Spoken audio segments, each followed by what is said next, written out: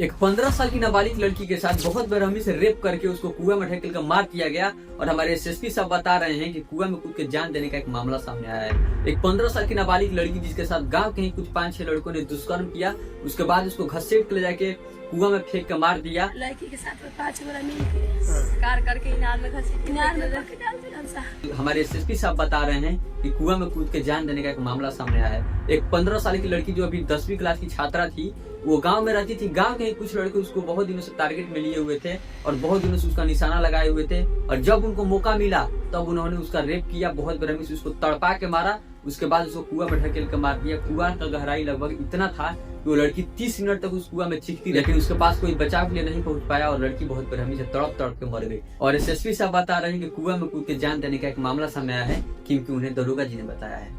ये घटना बिहार के सारण जिला का है, जहाँ 15 साल की लड़की को बहुत बेरहमी से रेप करके मार दिया गया। लेकिन एसएसपी साहब का इस पे ये बयान है। मेरा सवाल इस सिस्टम और इस एसएसपी साहब से और इस कानून से ये है कि बिहार में जब कोई भी रेप होता है तो ये लोग किसी भी केस को ऐसे ही शुरू से ही लिपापोती करने का कोशिश क्यों करते हैं। आज से ठीक कुछ दिन पहले ही पटना में जब नीट छात्रा का रेप हुआ था, उसके केस में भी ये लोग ऐसे ही लिपापोती करने का कोशिश किए थे।